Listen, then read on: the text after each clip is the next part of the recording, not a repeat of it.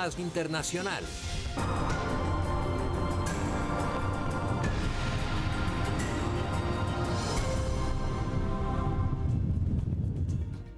Les damos la bienvenida a las buenas noches y empezamos, por supuesto, con la noticia que a todos nos ocupa. A solo horas de la llegada del potente huracán Florence, más de 5 millones de personas están en máxima alerta. Las autoridades no cesan en sus llamados a evacuar ante la llegada de este huracán de categoría 3, que podría subir al máximo de 5, dejando consecuencias catastróficas. Así se ve Florence desde el espacio. Estas imágenes reveladas por la NASA dejan en evidencia su tamaño y poder.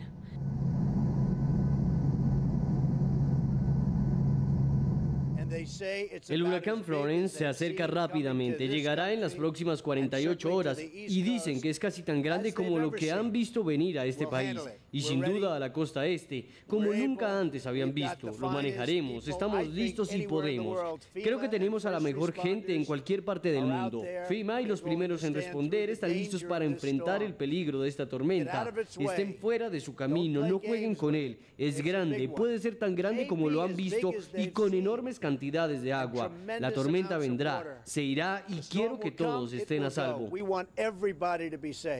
El tiempo se agota. Es el último día para evacuar antes de la llegada de Florence. Esto va a ser como un golpe de Mike Tyson en la costa de Carolina y luego va a haber fuertes lluvias. El Servicio Nacional de Meteorología anunció que más de 5 millones de personas están en áreas bajo advertencia o aviso de huracán en toda la costa este de Estados Unidos. Carolina del Norte está a punto de enfrentar el poder del huracán Florence. El tiempo de preparación está terminando. El pronóstico de esta mañana muestra que la tormenta está a solo horas de distancia. Vientos poderosos llegarán a nuestras playas y sonarán mañana en la mañana. El mensaje es claro. Carolina del Norte, el desastre está en la puerta, está entrando. A solo horas de la que podría ser una catástrofe, las autoridades insisten en las evacuaciones de manera urgente. En cuanto a cuáles serán las cantidades exactas, es demasiado pronto para determinarlo, pero puedo decir que habrá interrupciones en nuestros servicios, que la energía se apagará y la infraestructura se dañará, las viviendas se dañarán o destruirán. Así que nuevamente el momento de actuar es ahora. Podemos reconstruir esto, podemos recuperar el poder en las carreteras reparadas, pero no podemos reparar la pérdida de vidas y ahora les decimos, el momento de evacuar es ahora. En medio de la incertidumbre y la angustia, así es como los habitantes describen la situación. Todo el mundo está asustado, nos asustamos, tenemos ataques de pánico si mencionan lluvia, ya sabes, no podemos dormir, cada vez que mandan una alerta empieza uno a llorar porque así es como te sientes. Sientes que toda tu vida está en espera y es devastador, realmente lo es devastador, no voy a mentir, estamos pasando por el infierno, si el infierno tuviera agua, así sería. Se alistan para lo peor. Todo está muy incierto, pero nos estamos preparando. Tratamos de ayudar a las empresas a prepararse. Eso es lo que hemos estado haciendo hoy. Vamos a estar trabajando mañana todo el día, también hasta el toque de queda, y con un poco de suerte, lograr mantenernos unidos y luchar juntos. Todos velar por todos, de eso se trata. Hay quienes toman medidas según su experiencia y siempre con grandes precauciones. La gente está a salvo, creo que la gente está viendo cosas que han sucedido en el pasado. Estuve en Miami, estuve en Katrina, en Vilma y cosas así, y puede ser bastante malo, pero es algo así como depende de tu situación y de lo preparado que estés para ello. Las playas de las Carolinas y el sudeste del país serán las principales afectadas por poderosos vientos y peligrosas marejadas ciclónicas que llegarían con fuertes inundaciones y altas subidas en el nivel del mar, que podría alcanzar entre 2 y 4 metros de altura. Creo que amo el océano, pero debes ser muy cuidadoso. Creo que las cosas van a suceder mañana y serán catastróficas para mucha gente. En estados como Carolina del Norte, Carolina del Sur y Virginia, más de 1,5 millones de personas recibieron órdenes de evacuación. Incluso en una de las autopistas en Carolina del Sur fue cambiado el sentido de uno de sus carriles para facilitar la salida de los carros. Contrarreloj, crece la fila en las estaciones de gasolina que colapsan y se hace evidente el desabastecimiento en los supermercados.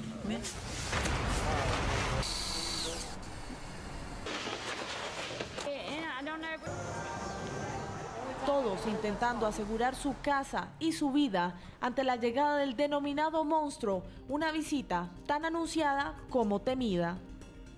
Y Filipinas también está en alerta, pero por cuenta del tifón Mangkhut, que equivale a un huracán de categoría 5.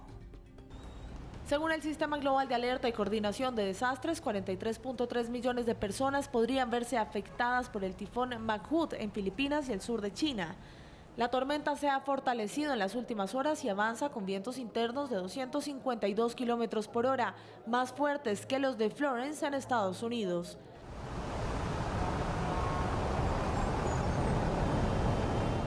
Se espera que la tormenta se fortalezca aún más en las próximas 24 a 48 horas. Se preparan para lo peor. Autoridades filipinas advirtieron que el tifón podría causar alrededor de 250 millones de dólares en daños a cultivos de arroz y maíz en la región. Mangkhut, considerado el tifón más fuerte del año, azotará con más fuerza la isla de Luzón en el norte del país. El último supertifón que arrasó Filipinas fue Haiyan, considerado uno de los más potentes registrados en la historia, y esto fue en el año 2013. A su paso dejó más de 6.300 personas muertas, 1 millón de desaparecidos y 14 millones de damnificados. Momento para hablar aquí en Red Más Internacional acerca de la situación que se vive en Estados Unidos, donde, como ustedes lo veían, pues esperan en solo horas la llegada de Florence, que parece ser inclemente. Vamos a saludar a nuestra invitada para este tema. Se trata de Sandra Mejía, ella es experta en meteorología y docente del Departamento de Ingeniería Ambiental de la Universidad Central. Sandra, buenas noches, bienvenida. Buenas noches, muchas gracias por esta invitación. Sandra, el panorama es muy poco alentador. ¿Qué tan grave, qué tan peligrosa puede ser realmente con los datos que se conocen la llegada de Florence? Efectivamente, si Florence logra alcanzar esa categoría, huracán 5, estaríamos repitiendo una situación como la que se experimentó con el huracán Katrina. Las inundaciones serían unas inundaciones importantes y obviamente la devastación a las infraestructuras y la recuperación económica sería algo bastante difícil. ¿Y esto por qué pasa? ¿Qué hace que unos huracanes lleguen con menos fuerza y otros definitivamente sean arrasadores? Definitivamente hay una fórmula perfecta y tiene que ver con la temperatura superficial del mar.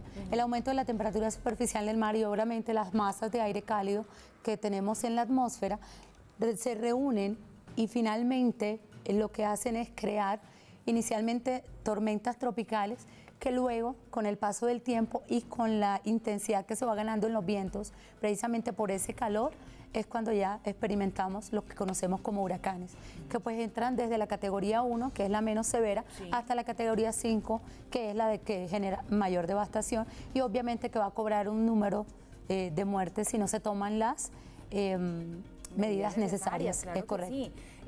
Es normal que a Estados Unidos lleguen este tipo de huracanes, pero estamos acostumbrados a verlos más o menos en la época de noviembre. Estamos en septiembre. Hace parte como de esos ciclos de la naturaleza, porque cada que pasa esto, creo que a todos los que son expertos en meteorología como usted les preguntamos lo mismo. ¿Esto tiene que ver con el cambio climático y por eso un huracán tan fuerte como Florence o no? No, un huracán no lo podemos asociar con cambio climático.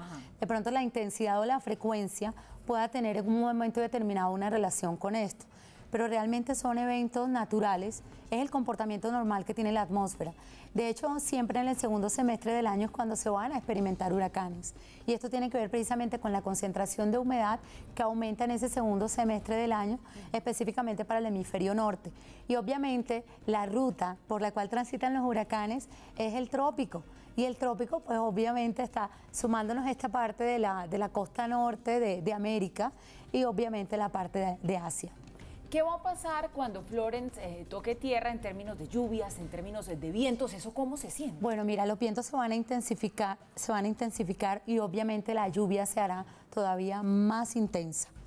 Y esto es lo que finalmente nos lleva a nosotros a las inundaciones, porque precisamente también se va a aumentar el nivel del mar y el nivel del mar lo que hace también es unirse o ir ganándole terreno a la costa, que es lo que ellos están esperando y es para lo que se están preparando en este momento. Oiga, por cierto, hoy llovió muy fuerte en Bogotá, no sé cómo habrá estado otras zonas del país, ¿eso tiene algo que ver? ¿Hay alguna conexión? Pues obviamente por nosotros estar haciendo parte del trópico, tenemos una influencia y de hecho la masa de aire cálido que tenemos en este momento posada sobre esa parte de Norteamérica está teniendo una influencia para nosotros también aquí en Sudamérica, específicamente en la parte norte de nuestro país y obviamente eso lo vemos nosotros reflejado o como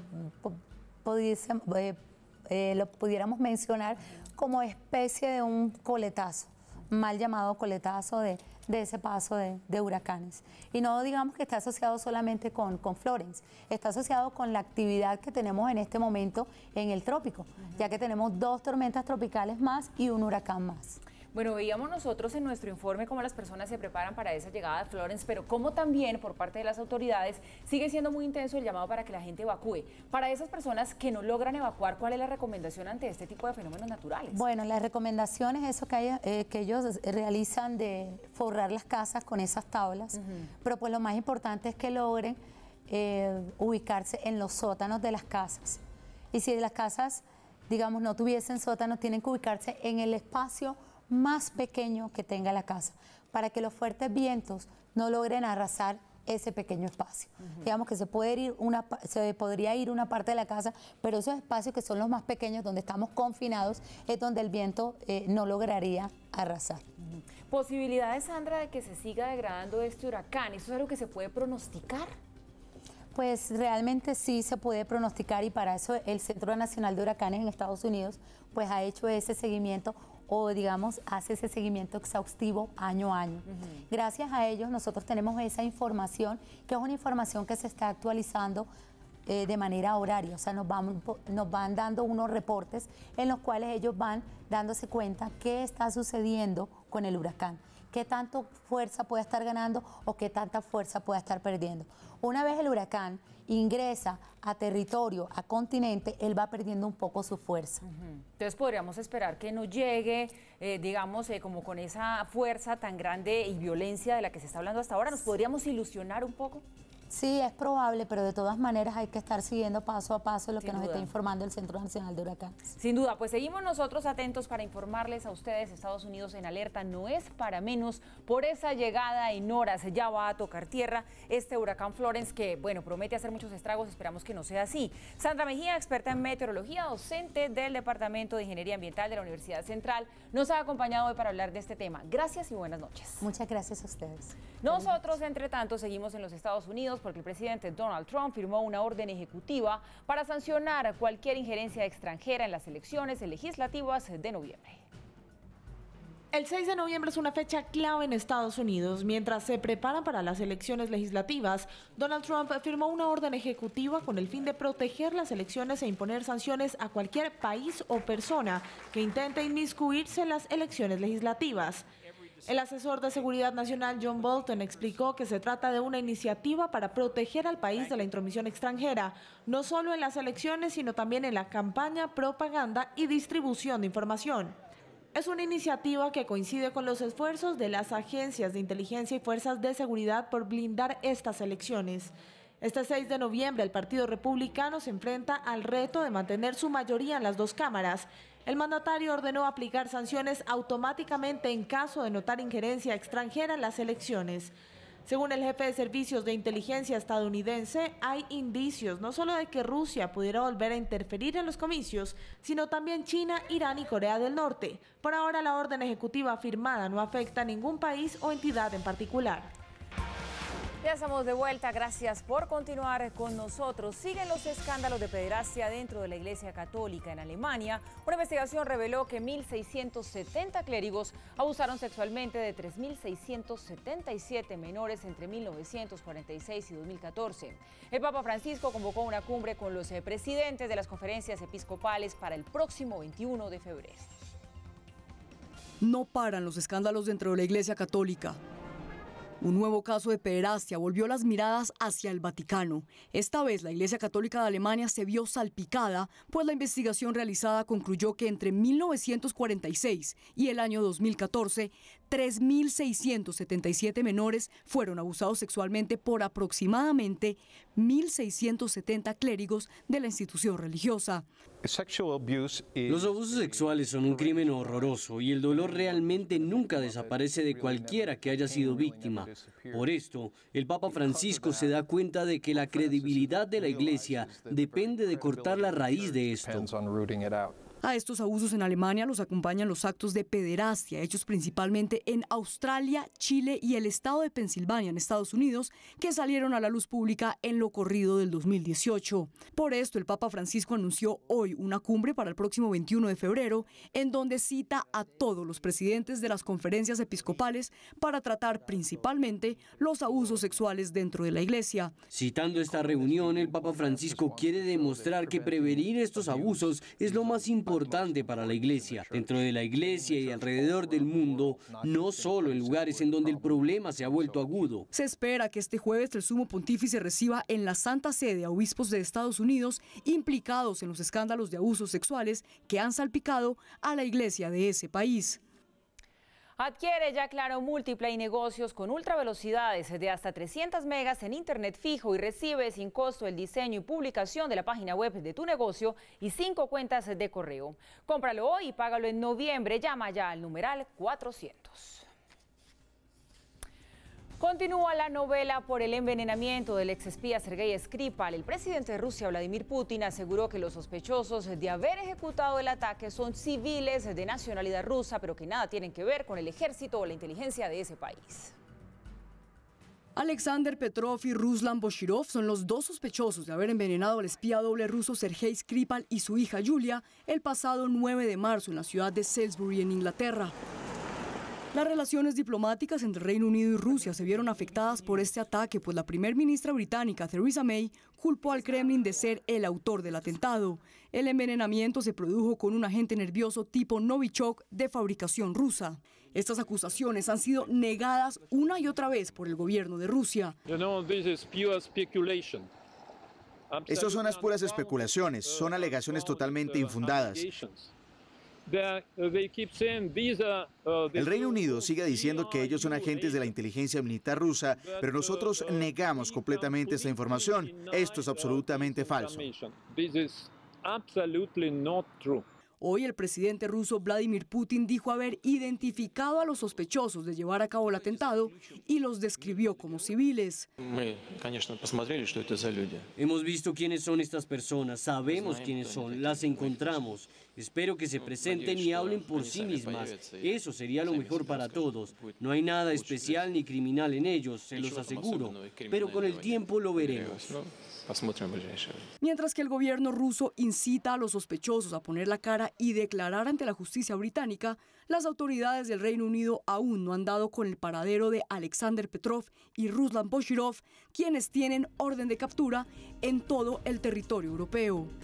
Entre tanto, tropas del ejército de los Estados Unidos trabajan conjuntamente con el ejército del Reino Unido, esto en el Golfo Pérsico, en ejercicios militares. Esta situación se lleva a cabo al mismo tiempo que Rusia y China realizan los ejercicios militares más grandes desde 1981, cuando todavía existía la Unión Soviética. Hoy es el segundo de 7 días de los ejercicios militares entre Rusia y China en la frontera de ambos países. Con más de 300.000 hombres, 36.000 tanques y 1.000 aviones, los ejércitos de Rusia y China simulan diferentes escenarios para así tener a sus tropas entrenadas para cualquier eventualidad. Pero Estados Unidos no se quedó atrás. Tropas del ejército estadounidense se encuentran en el Golfo Pérsico realizando también ejercicios militares conjuntos con el ejército del Reino Unido. Creo que los ejercicios entre Estados Unidos y el Reino Unido construyen una interoperabilidad y nos permite saber realmente cuáles son nuestras habilidades y limitaciones. Las tropas, dada la situación de seguridad a nivel internacional, se preparan para responder cualquier amenaza. Creo que lo que intentamos hacer en estos ejercicios es que tratamos de desarrollar habilidades para que no importe cuál sea la amenaza, pase lo que pase, estamos preparados para responder. Como si la Guerra Fría entre Estados Unidos y Rusia se hubiera reactivado, el ejército ruso, con ayuda de las tropas chinas, se prepara para cualquier ataque en la región, mientras que Estados Unidos, con el apoyo de su principal aliado, busca la mejor ubicación estratégica para contraatacar. Ambas partes han llamado esta movilización de tropas ejercicios militares, pero la comunidad internacional deberá estar pendiente y esperar con incertidumbre cuál de los dos será el primero en apretar el botón. También hay noticias hoy de la Corte Internacional de Justicia de La Haya que definirá el 1 de octubre el litigio marítimo entre Chile y Bolivia. El día D para el histórico litigio marítimo entre Chile y Bolivia ya quedó definido. La Corte Internacional de Justicia les informó a ambos países que la lectura del fallo será el 1 de octubre. Bolivia presentó en 2013 ante ese tribunal una demanda contra Chile para conseguir un acceso soberano al Océano Pacífico que perdió tras una guerra en el siglo XIX cuando tuvo que ceder 400 kilómetros de costa y 120.000 kilómetros cuadrados de territorio en un tratado limítrofe suscrito en 1904. Desde entonces el litigio ha generado tensiones entre ambas naciones. El pasado 5 de septiembre el mandatario boliviano Evo Morales criticó al gobierno chileno por la cancelación de una reunión en la que supuestamente iban a discutir asuntos fronterizos. Chile lamentablemente tiene una política de dilación. Hay reuniones preparadas de antes, no solamente nuestra gestión. Entre tanto, el presidente Sebastián Piñera manifestó que su país seguirá defendiendo con todos los instrumentos de la historia su integridad territorial y recalcó que todos los temas fronterizos con Bolivia ya están resueltos. Seguimos en la región. La Fiscalía Ecuatoriana investigará a Rafael Correa por delincuencia organizada en el caso Odebrecht. Simpatizantes del exmandatario anunciaron marchas para mañana en las que protestarán en contra del presidente Lenín Moreno. El expresidente de Ecuador, Rafael Correa, su vicepresidente Jorge Glass, quien actualmente cumple una pena de 6 años de cárcel por corrupción, algunos de sus exfuncionarios, y la constructora brasileña Odebrecht serán investigados por la Fiscalía de ese país. El motivo: en marzo del presente año el líder político César Montúfar denunció ante la justicia una supuesta trama de corrupción en la que empresarios de Odebrecht pagaron millonarios sobornos a funcionarios del gobierno de Correa a cambio de jugosos contratos para obras públicas. Alexis Mera, exsecretario jurídico de la presidencia, José Serrano, exministro del Interior, los exfiscales generales Carlos Vaca y Galo Chiriboga, el excontralor Carlos Polit y el exprocurador Diego García también van a ser investigados.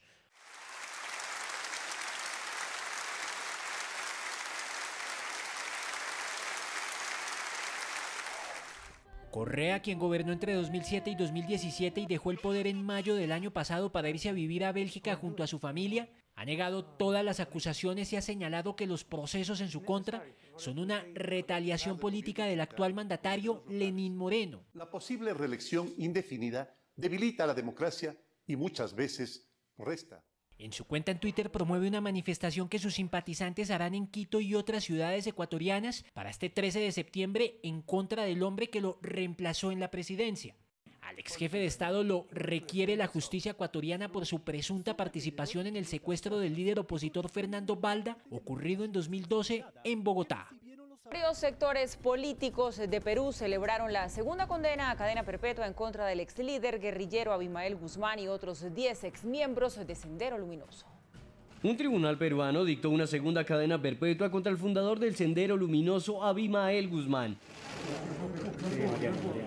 El ex líder guerrillero fue hallado culpable de orquestar un ataque terrorista en un exclusivo barrio de Lima, conocido como Tarata, ocurrido el 16 de julio de 1992, el cual dejó 25 personas muertas y 155 heridas. Como era de esperarse, sus abogados rechazaron la sentencia.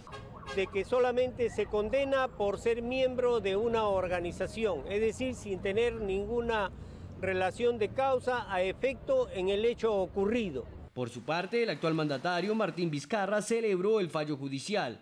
La condena a la cúpula de Sendero Luminoso por el atentado en Tarata trae justicia a las víctimas y deudos de este crimen. Los enemigos del Perú deben permanecer en la cárcel y el Estado en su conjunto debe combatirlos con las armas que otorga la ley. Otras 10 personas, entre ellas la esposa de Guzmán, Elena Iparaguirre, también fueron sentenciados a prisión perpetua. Y precisamente hoy se cumplen 26 años de la detención de Abimael Guzmán Reynoso. Su caída fue considerada a nivel mundial como la captura del siglo. Para muchos en el mundo, Abimael Guzmán Reynoso es quizás un líder guerrillero como cualquier otro, pero en Perú, su nombre fue durante muchos años sinónimo de terror, guerra y muerte. Conocido también como presidente Gonzalo, el líder del denominado Sendero Luminoso era hasta finales de los 80s y comienzos de los 90s el responsable de varios atentados que dejaron centenares de muertos. Las acciones de terror desarrollaron al máximo la tecnología de los coches bomba. Las autoridades ya lo tenían en la mira. El general Antonio Vidal y otros 80 agentes habían empezado a seguir al capo de capos en Perú. Tras 29 meses de un exhaustivo seguimiento, la noche del sábado 12 de septiembre de 1992, hace 26 años, el Grupo de Inteligencia de Perú y la policía llegaron hasta una vivienda en una provincia conocida como Surquillo y allí lograron la captura del siglo. Y si uno muere, esto quedan los demás. Tan solo unas horas después, Guzmán Reynoso fue presentado ante el mundo entero con el traje a rayas que identifica a los presos en las películas y encerrado en una jaula como una fiera a la que por fin habían podido domar. Le decimos, sigan soñando. Es simplemente un recodo, nada más. La detención de Guzmán fue considerada como el golpe más certero del gobierno de Alberto Fujimori contra la delincuencia y el comienzo del fin del mítico Sendero Luminoso. Hoy, a sus 83 años, Guzmán permanece en la base naval cumpliendo una primera cadena perpetua por terrorismo contra el Estado, pero los peruanos aún lo recuerdan como el asesino más salvaje en la historia del país. De regreso con ustedes, seguimos en Red Más Internacional. Siguen las consecuencias por la huelga de pilotos en Ryanair en Alemania. La aerolínea irlandesa de bajo costo amenazó con tomar represalias contra los trabajadores de sus bases de ese país que participen en la huelga conjunta entre pilotos y auxiliares que obligó a la compañía a la cancelación de 150 vuelos. Fue convocada la huelga de 24 horas sumándose a la ola de movilizaciones europeas contra las condiciones laborales de la aerolínea. Y la compañía estadounidense Apple lanzó al mercado, como todos los años, su nuevo iPhone y presentó la cuarta generación también de su reloj inteligente. Esta vez fueron 3 los modelos de celular que la empresa dio a conocer, entre los que se encuentra el iPhone XR, la versión económica de este teléfono inteligente. Desde el teatro Steve Jobs en la principal sede de Apple en Cupertino, California, Tim Cook saltó al escenario para darle la bienvenida un año más al Apple Special Event.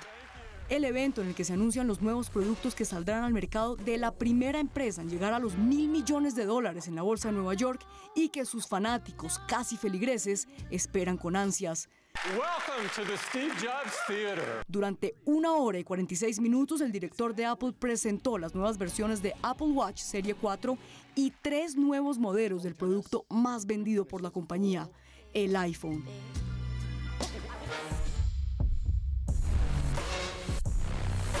Apple presentó su cuarta versión del reloj inteligente más vendido en el mercado. El Apple Watch Serie 4 tiene como objetivo ser el aliado de la salud más fiel de su propietario. Gracias a la mejora del acelerómetro integrado, el Apple Watch sabrá cuándo la persona sufre una caída. En esta nueva versión, el reloj está en la capacidad de advertir si el ritmo cardíaco no es constante. Y esto es lo último y quizás más novedoso del Apple Watch Serie 4 con respecto a la salud. Hemos adherido electrodos en el cristal de zafiro y en la rueda digital, permitiéndote hacer un electrocardiograma. Tim Cook volvió al escenario para presentar su producto estrella, el iPhone. Esta vez, a diferencia de otros años, la compañía introdujo 3 modelos de iPhone: el iPhone XS, el iPhone XS Max y la versión más económica, el iPhone XR. El smartphone número 1 en el mercado de celulares y con un 98% de satisfacción entre sus clientes, el nuevo iPhone, el iPhone XS y el XS Max llegan más resistentes al agua. El celular puede estar a 2 metros bajo el agua por 30 minutos sin correr riesgo de daños. Si estás en la piscina, se te cae el celular al agua, no te preocupes, sumérgete, recógelo, reinícialo y todo va a estar bien. La resolución de su pantalla es sin duda una de las mejores en el mercado, lo que permite a los clientes no solo tomar fotos y videos con excelente resolución y color, sino jugar videojuegos de realidad aumentada de tal forma que se sientan dentro del juego. La magnate estadounidense mostró su compromiso con el medio ambiente. Amigos, a principio de año anunciamos algo realmente increíble. Probablemente ya hayan escuchado esto, pero nos encanta repetirlo porque ahora Apple es una empresa 100% energía renovable. La presentación de casi 2 horas culminó con el modelo iPhone XR, la versión económica del iPhone que saldrá al mercado por la página oficial de Apple el próximo 17 de septiembre. La tecnología avanza y nos sorprende. ¿Y quién no se ha golpeado alguna vez a la hora de caer mal al agua en un intento de clavado, lo que popularmente se conoce como planchazo? Pues miren ustedes, ya hay campeonato.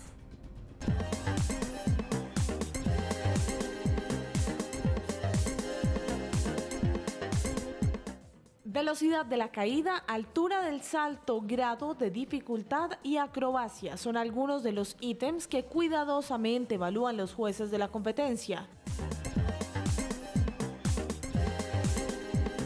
Este doloroso campeonato alumbra y deslumbra a cientos de asistentes que, acompañados de una bebida, van a disfrutar de este espectáculo.